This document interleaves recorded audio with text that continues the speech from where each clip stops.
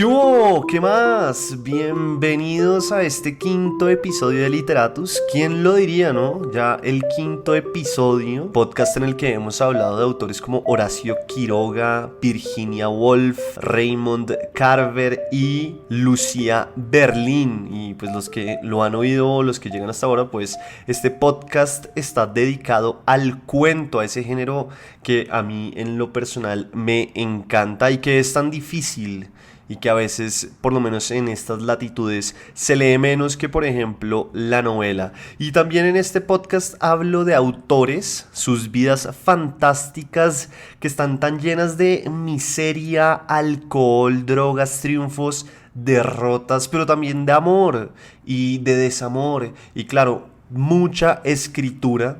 Y también acá, por supuesto, se leen cuentos en voz alta para que usted oiga mientras vive o mientras hace otras cosas más importantes. Por ejemplo, mientras se come un delicioso brownie de chocolatra, como lo hizo esta semana Diego Manrique, o mejor conocido en la calle como Diego Man 64, o unas galletas de chips de chocolate, también de chocolatra, como lo hizo José Ibáñez, amigo muy cercano de esta casa en la que se graba este podcast y que además es oftalmólogo. Entonces si algún día usted necesita algo, pues ya sabe, búsquelo porque el man es un teso. Mi nombre es Federico Baraya Galán, o el man de los cuentos como me conocen ahora por la calle, como usted prefiera llamarme, me da lo mismo.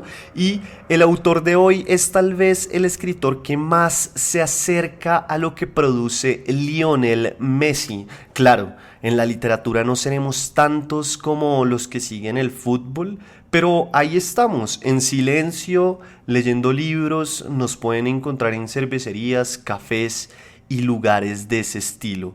Hoy voy a hablar de un escritor enorme, gigante en todo sentido, sí, señores, de Julio Cortázar, autor de Rayuela, parte del boom latinoamericano y fanático empedernido del jazz. Pero, sobre todo, Julio Cortázar fue y es un genio absoluto del género del cuento.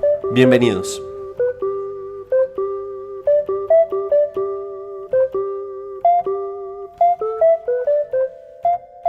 Oiga, de Cortázar se ha dicho de todo. Y lo que no se ha dicho, se lo han inventado. Es que piénsenlo así. Cortázar es ese típico autor que tiene cuentas en todas las redes sociales posibles. En Instagram, en Twitter, en Facebook. Y si me apuran, hasta las tiene en TikTok.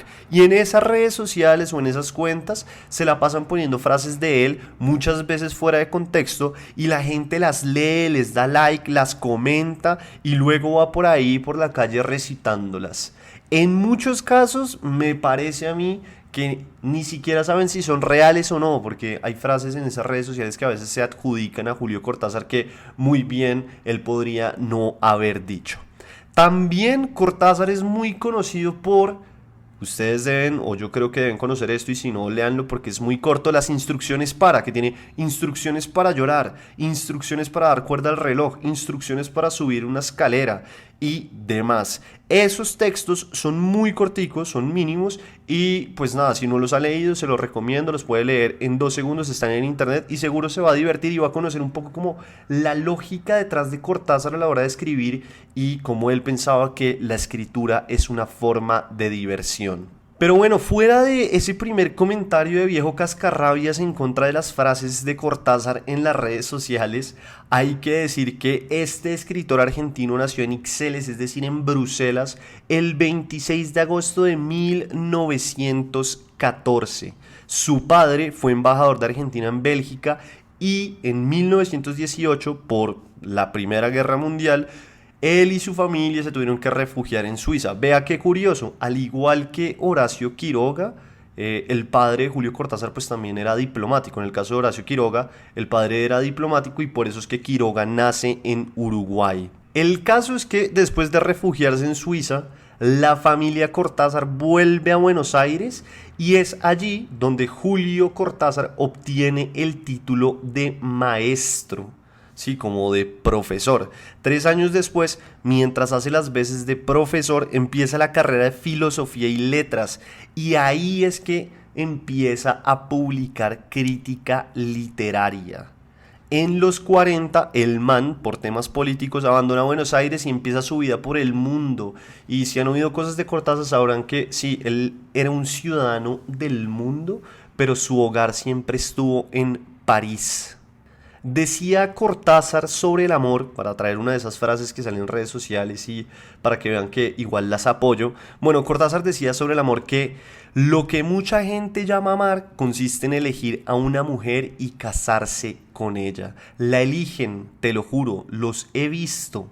Como si se pudiese elegir en el amor, como si no fuera un rayo que te parte los huesos y te deja estancado en medio del patio. Esa es una frase que estoy leyendo exactamente como fue escrita.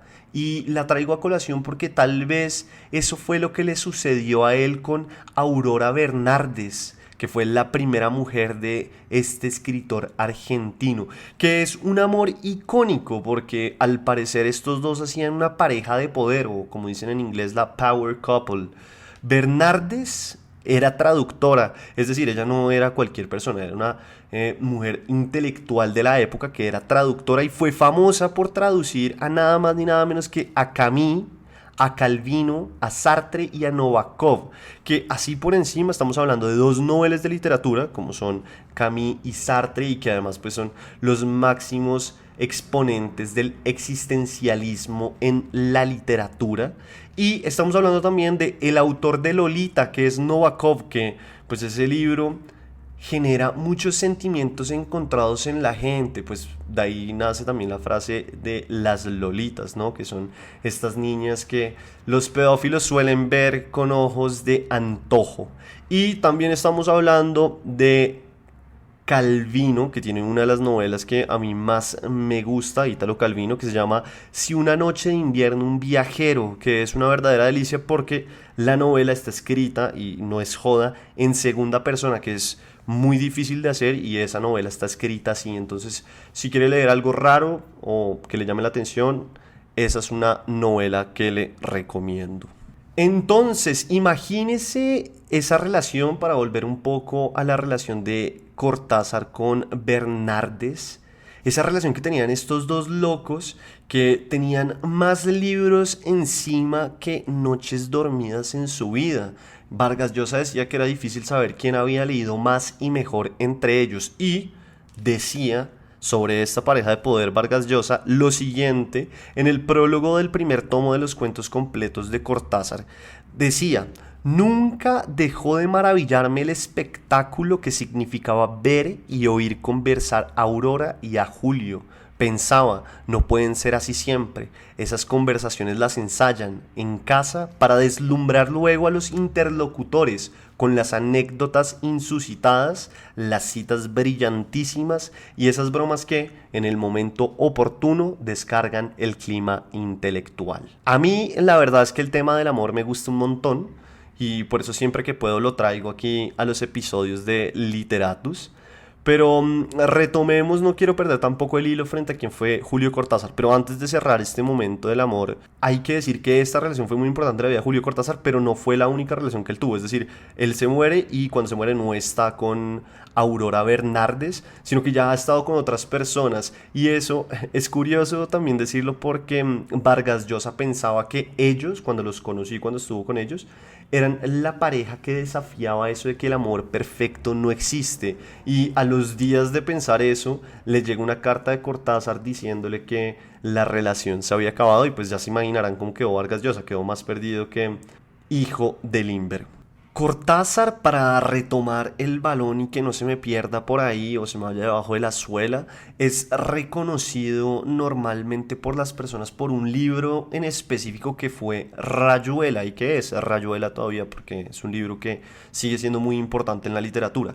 Ese es el típico libro que ponen a leer en los colegios, y por eso yo creo que la mayoría de la gente lo conoce, y que tiene una frase que está en todos los rincones del internet que dice: andábamos sin buscarnos, pero sabiendo que andábamos para encontrarnos, y que la dice Horacio Oliveira para referirse a su relación con la maga, que esos son como los personajes principales que usted va a encontrar en Rayuela. ¿Qué significa Rayuela? Bueno, Rayuela es el juego de niños que acá en Colombia llamamos golosa, en Argentina le dicen la Rayuela, y ese libro fue revolucionario para su época por muchas razones. Hay quienes lo llaman experimental, pero lo cierto es que desde acá preferimos llamarlo simplemente revolucionario. ¿Y por qué fue revolucionario? Bueno, pues empecemos primero por su publicación. Fue publicado en 1963 y lo que hizo Cortázar fue invitar al lector a jugar mientras leía. Y eso es muy importante porque este autor argentino veía en la escritura y en las palabras una manera de jugar. Entonces Rayuela tiene varias formas de leerse y también pues vean la intención del escritor al ponerle de nombre un juego de niños. O sea, a la final lo que nos dicen en la escritura y lo que dicen siempre a los escritores es que la escritura o en la escritura todo es válido mientras haya intención detrás y una razón lógica de por qué estoy haciendo lo que estoy escribiendo y cómo lo estoy haciendo. Y Rayuela responde de muchas formas a eso que quería hacer Cortázar, que era invitar al lector a jugar con su novela. ¿Cómo se puede leer Rayuela? Bueno, el man a usted le da un mapa que le dice, vea, lea el capítulo 1, después salte al 32, luego vuelva al 2, después vaya al 16 y así. O simplemente puede leerla de forma secuencial hasta acabarlo, o puede leerla del capítulo 1 hasta el 56 y dejar el resto a un lado. Es decir, es un libro que cuenta con varias formas de leerse y que Cortázar escribió pensando que hablaba sobre los problemas de su generación, pero poco sabía él, o little did he know, que al publicarse le iba a suceder totalmente lo contrario, y es que el libro se iba a volver muy famoso entre los jóvenes. Cortázar hizo parte del boom latinoamericano, que fue ese fenómeno editorial y de literatura de los 60s, 70s, en el que estaban autores como Gabriel García Márquez, Vargas Llosa, Carlos Fuentes, entre otros. Grupo que tiene dos novelas de literatura, García Márquez en 1982 y Vargas Llosa en el 2010, y en el cual Cortázar hizo las veces de maestro, tanto así que el manuscrito de la primera novela de Vargas Llosa Cortázar la leyó y cuenta el escritor peruano que esperaba que el argentino lo acabara, y lo que sucedió al contrario fue que recibió consejos y buenos comentarios. Eso era un poco también la imagen de Cortázar en ese grupo, es decir, ellos admiraban de muchas maneras a este escritor argentino, pues porque Cortázar era más grande en edad que ellos, y por eso pues digamos cuando Vargas Llosa le entrega su primer manuscrito, pues es un momento importante para él como escritor, y ver que alguien como Cortázar se lo devuelve y le dice que está bueno, que va por buen camino, pues imagínense, eso es una situación que como escritor lo debió haber cambiado para siempre. Esos manes del boom parchaban un montón, tanto así que cuenta García Márquez, después de la muerte de Cortázar, que una vez tuvo la fortuna de oír al escritor argentino hablar sobre el jazz y fue uno de los momentos más sublimes que le tocó vivir. Cortázar era fanático a muerte del jazz, era una persona muy culta en este tema. Tanto era su fanatismo que se peleaba con su familia y todo por el tema, porque para ese tipo el jazz era la posibilidad de lo inesperado, de la improvisación, de lo complejo, mientras que, por ejemplo, los tangos, que era lo que su familia quería oír, era un género o es un género mucho más sencillo.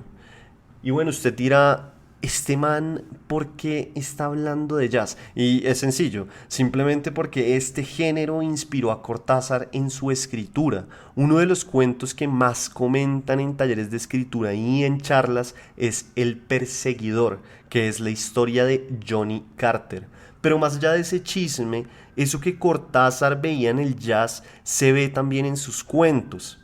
Y si algo quiero decir hoy o dejar en este episodio es que Cortázar era un cuentista, a mi manera de ver, más que un novelista. Por algo su vasta colección de cuentos en los que el lector siempre tiene que estar listo para que el man desbarate todo y lo deje a uno diciendo, uff, ¿en qué momento pasó esto y cómo no me di cuenta? Cortázar, por ejemplo, solía decir que él muchas veces se sentaba a escribir los cuentos sin saber el final.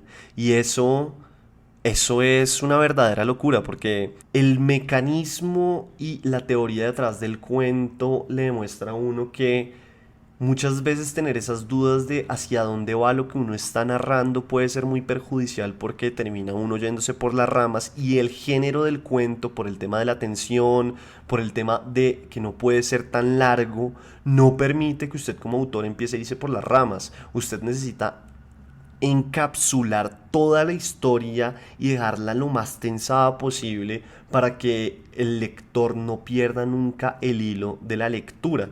Y Cortázar decía que él se sentaba a escribir sin saber para dónde iban, porque muchas veces lo que él decía, o lo que se piensa, es que él se conectaba con sus personajes y empezaba a contar las historias una vez prendía, por así decirlo, su antena, y entendía el personaje, entendía la historia, y así construía sus cuentos. Frente a esto de la escritura, decía o dice J.R.R. Martin, que es el escritor de Game of Thrones o Juego de Tronos, que hay dos formas, o él divide los escritores en dos vertientes: los arquitectos y los jardineros.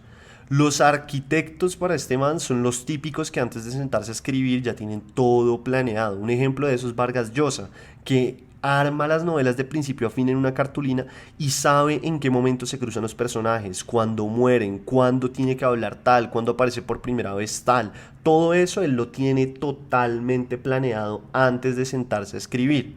Los segundos, los jardineros, son los que día a día van regando el texto sin saber muy bien para dónde van. Eso hacía Cortázar, que es muy difícil. O sea, si me preguntan a mí, aunque nadie me está preguntando, son pocos los autores que pueden hacer eso de una forma exitosa sin terminar escribiendo cualquier cosa.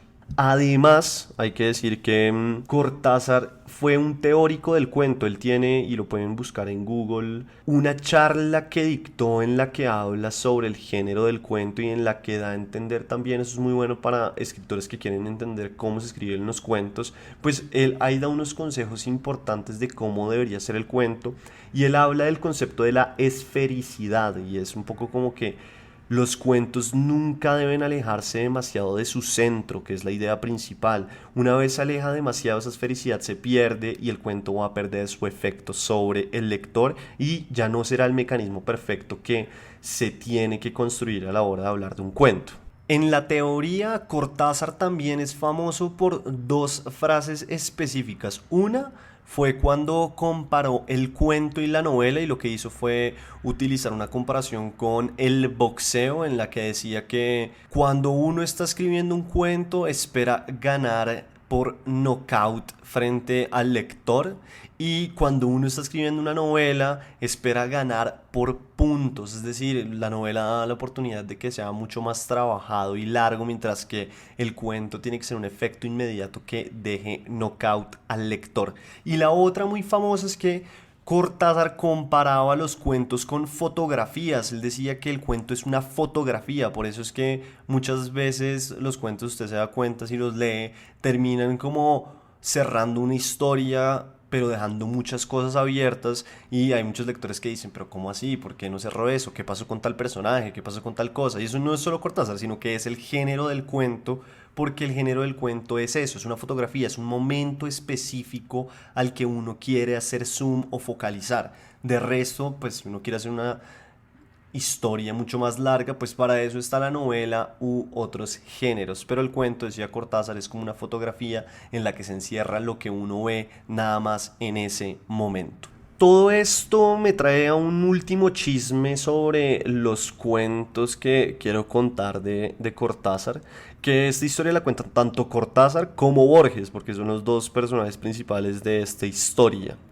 El primer cuento que le publicaron a Julio Cortázar fue Casa Tomada, que es uno de los cuentos más icónicos del man, que ponen a leer en talleres. Es más, un ejercicio que a veces ponen en talleres es que uno cuente o vuelva a narrar el cuento desde la perspectiva de la hermana del personaje principal y eso le da como, claro, una lógica totalmente distinta al cuento, pues porque cuando uno toma la decisión desde dónde va a contar una historia, eso ya de por sí va a definir muchas cosas del cuento, la historia, la novela, la película, lo que fuere. El caso es que esas son cosas que hacen en los talleres porque este cuento, Casa Tomada, es muy importante en la obra de Julio Cortázar.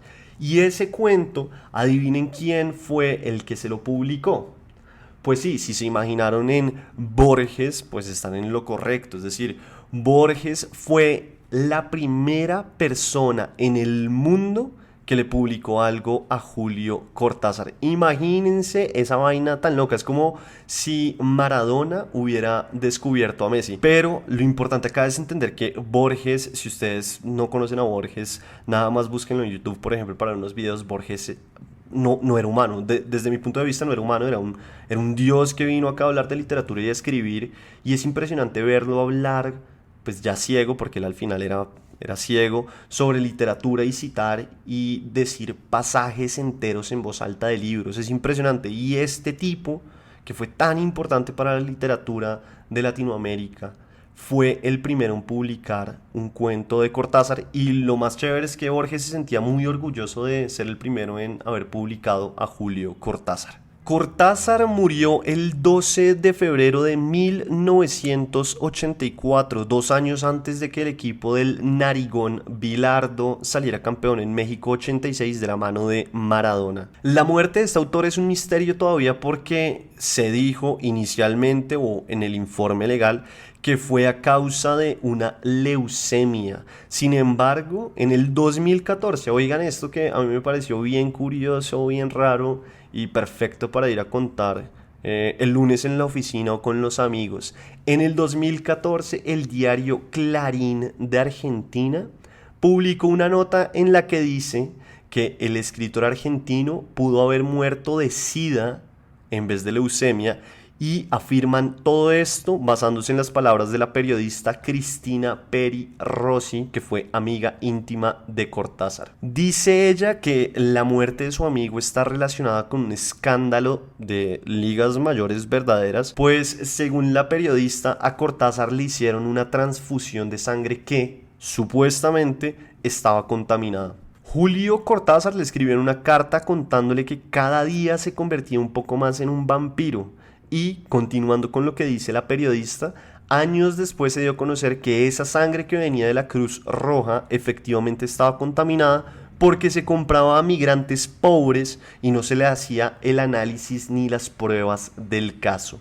Añade la periodista, además, que ella llevó al autor a uno de los médicos más importantes de la época en Barcelona y que allá les dijeron que no tenía ningún rastro de cáncer en su sangre. ¿Verdad o cuento chino? ¿Quién sabe? Lo cierto es que Cortázar murió a los 70 años. Dentro de la vasta obra que dejó Cortázar, dejó 6 novelas que fueron los premios Rayuela 62 Modelo para Armar, Libro de Manuel, Divertimento y El Examen.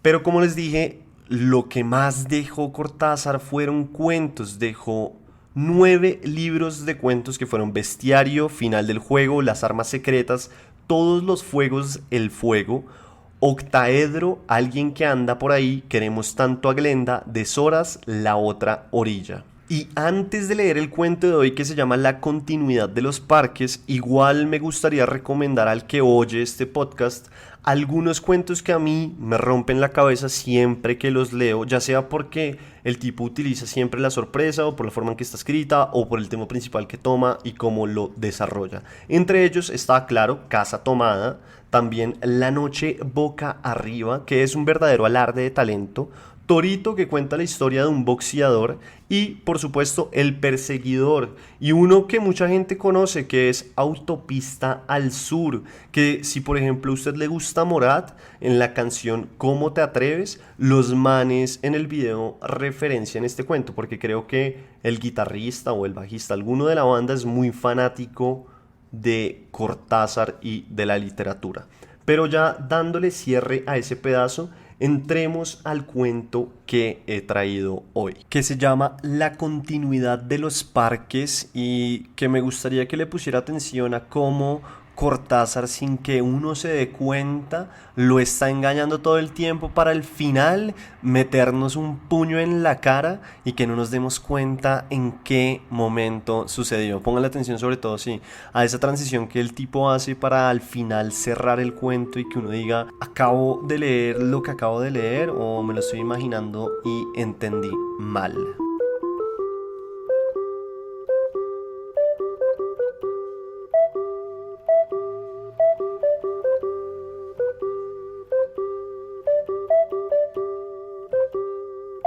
Continuidad de los parques por Julio Cortázar. Había empezado a leer la novela unos días antes, la abandonó por negocios urgentes, volvió a abrirla cuando regresaba en tren a la finca. Se dejaba interesar lentamente por la trama, por el dibujo de los personajes. Esa tarde, después de escribir una carta a su apoderado y discutir con el mayordomo una cuestión de aparcerías, volvió al libro en la tranquilidad del estudio que miraba hacia el Parque de los Robles. Arrellanado en su sillón favorito, de espaldas a la puerta que lo hubiera molestado como una irritante posibilidad de intrusiones, dejó que su mano izquierda acariciara una y otra vez el terciopelo verde y se puso a leer los últimos capítulos. Su memoria retenía sin esfuerzo los nombres y las imágenes de los protagonistas. La ilusión novelesca lo ganó casi enseguida. Gozaba del placer casi perverso de irse desgajando línea a línea de lo que lo rodeaba y sentir a la vez que su cabeza descansaba cómodamente en el terciopelo del alto respaldo, que los cigarrillos seguían al alcance de la mano, que más allá de los ventanales danzaba el aire del atardecer bajo los robles. Palabra a palabra, absorbido por la sórdida disyuntiva de los héroes, dejándose ir hacia las imágenes que se concertaban y adquirían color y movimiento, fue testigo del último encuentro en la cabaña del monte. Primero entraba la mujer, recelosa, ahora llegaba el amante, lastimada la cara por el chicotazo de una rama. Admirablemente restañaba ella la sangre con sus besos, pero él rechazaba las caricias. No había venido para repetir las ceremonias de una pasión secreta, protegida por un mundo de hojas secas y senderos furtivos. El puñal se entibiaba contra su pecho y debajo latía la libertad agazapada. Un diálogo anhelante corría por las páginas como un arroyo de serpientes y se sentía que todo está decidido desde siempre.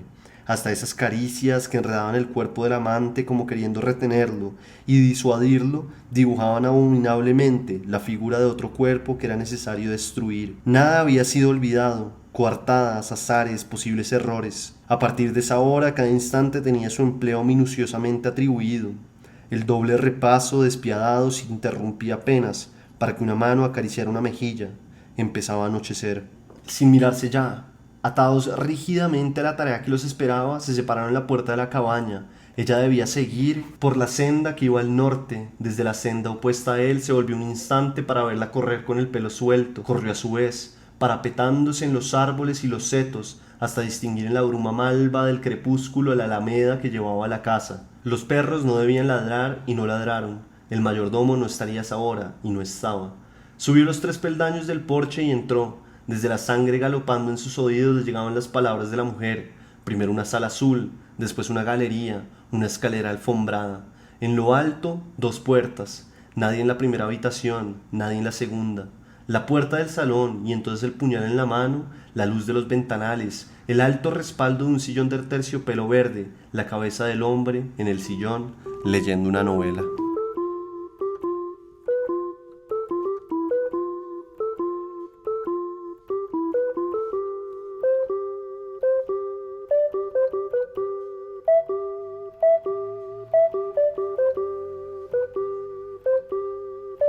Este 5.º capítulo fue gracias a Chocolatra y, como les mencioné anteriormente, a los 2 usuarios dentro de los distintos que compraron esta semana, pero sobre todo gracias a Diego Manrique, o como le conocen, Diego Man 64, y a José Ibáñez, que como les conté es oftalmólogo muy teso y muy amigo de esta casa. Gracias a ellos espero que Diego haya disfrutado sus brownies melcochudos y José sus galletas con chips de chocolate. Recuerden, Chocolatra tiene ponqués con cobertura de Nutella, centro de arequipe y masa de vainilla, galletas con chips de chocolate, brownies melcochudos, pies de chocolate, que son mis favoritos, y pies de limón, y cupcakes y muchas otras delicias que usted solo tiene que ordenar ya mismo. Mi nombre es Federico Baraya Galán y este fue el 5º capítulo en el que hablamos sobre Julio Cortázar y leímos su cuento Continuidad de los Parques. Nos oímos la próxima semana con más sobre la vida de los autores y algún cuento. Viene octubre, es decir, viene Halloween, es decir, viene el terror. Entonces el siguiente mes intentaré buscar puros autores que hayan escrito historias de terror, un género que, por ejemplo, hoy en día está muy de moda. Entonces ya saben, nos oímos la próxima semana.